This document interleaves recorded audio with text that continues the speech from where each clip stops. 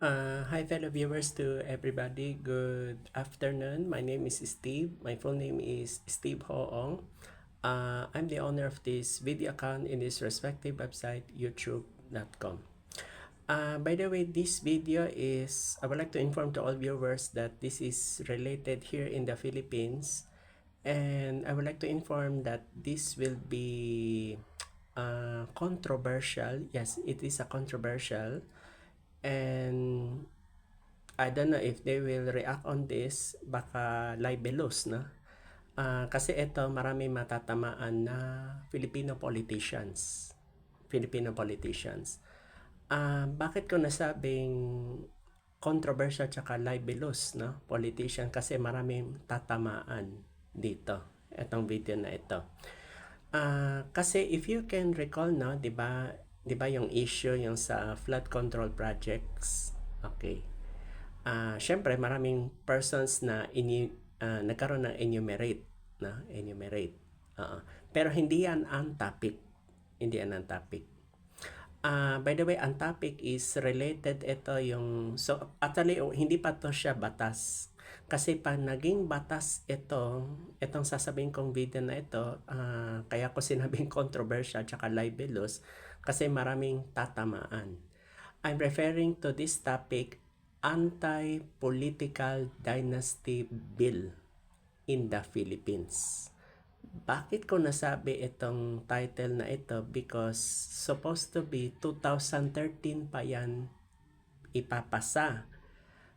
It so happened that si former Philippine President Noynoy Aquino or Benigno Simeon Noynoy Aquino did not pass that law.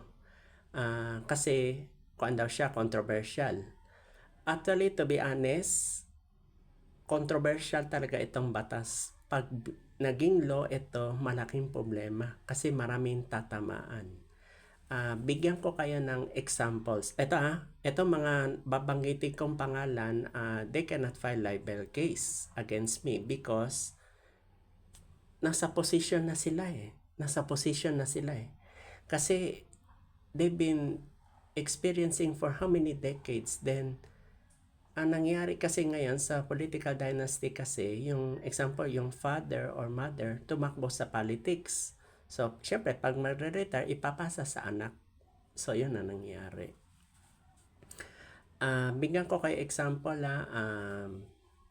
did you remember former Philippine President Joseph Erap Estrada? Yung pinatalsik, yung dahil hindi niya binuksan ng second envelope. Tingnan mo yung anak. Yung legitimate son, si Senator Jinggoy Estrada. Senator. Okay. Then, itong stepbrother, anak din ni Erap. JV Ejercito. These are stepbrothers. Pero anak ni Erap. So, these are sons. The same father, different mothers. Hindi yan ang issue. May isa pa. Yung mama ni Jinggoy Estrada, Senator Loy Ejercito Estrada, yung mother, yung nakaupo ng senator before. Father, mother, sons.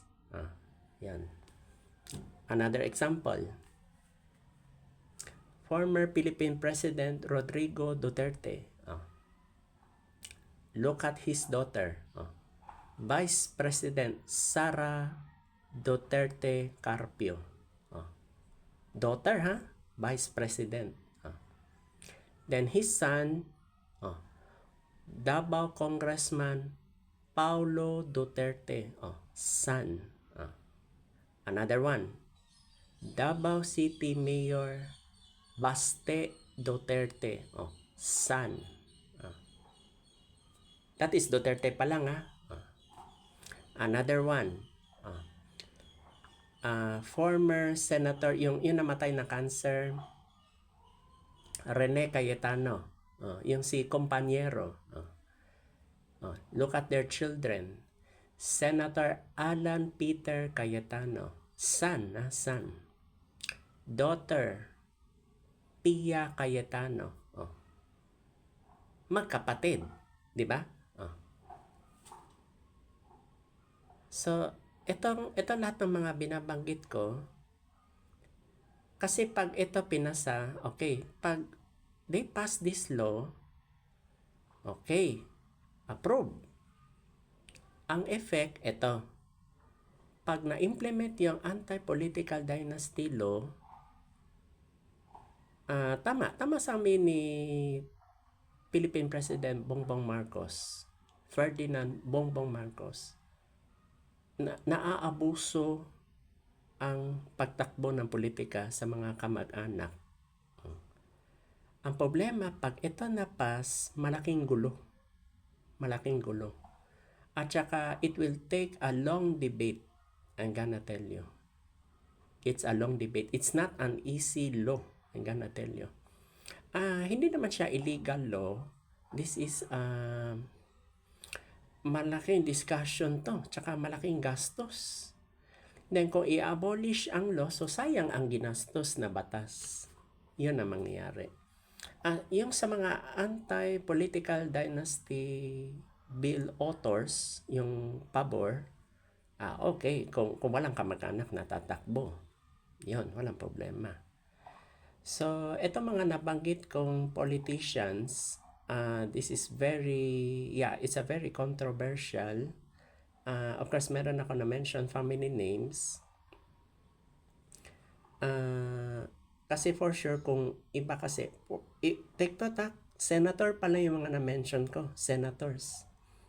Another example, yung Philippine President, Bongbong Marcos, sino yung kapatid? Yung sister niya, Senator Amy Marcos. Sister, May isa pa.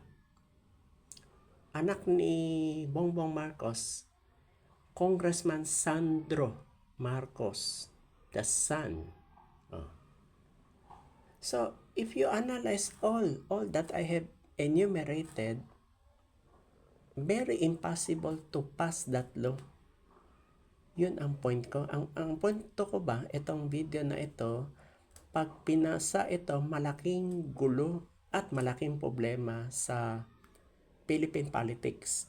Ang society ma-affected. Kasi, yes, we can give chance to the other politicians that they have no relatives. Okay man.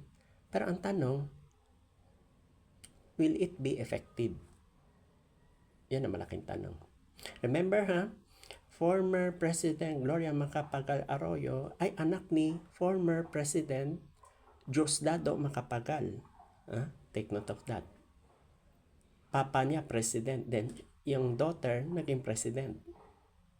Try to observe. Ang mama ni Noynoy Aquino, former President Corazon Aquino. Mother and son. You try to observe all that I've been enumerated. So how much more pa sa mga local provinces ba, cities? Ito mga na-enumerate ko, pag pinasa niya, malaking problema. Itong law na ito, anti-political dynasty bill. It's very hard to pass and it's a long debate. I'm not criticizing, pero itong mga nakaupo dyan sa position nila, same family names. Kaya sinasabi ko na sa inyo, my fellow viewers, this is a very controversial law. Kaya ko sinabi itong video na ito, this is controversial tsaka libelous. Kasi sila ang tatamaan Kaya, yan na po ang kuan. By the way, meron akong proposal. If in case they like to file libel case against me, ito ang sagot ko. I-delete ko ang video pero may conditions. Ito ang conditions. Bayaran nila ako, makinig bayaran nila ako pero walang filing case. Bayaran nila ako. I will delete this video pero bayaran nila ako. I name my price. Kasi issue yan Big issue pa rin yan for how many decades in the Philippine politic. mistakes. You should think, my fellow viewers. Kaya habang maaga pa, in-inform ko na ito sa fellow viewers na this is a controversial and libelous itong video na ito. Kasi they did not give chance to the others, yung mga tumakbo before, mga past elections. You try to observe. By the way, itong video na ito, pwede nyo i-repeat several times para makakatch up kayo. Ano itong point itong video na ito? May punto itong video na ito. I will not make a video without a purpose. Take note of that. Thank you so much for listening in this video. Good afternoon.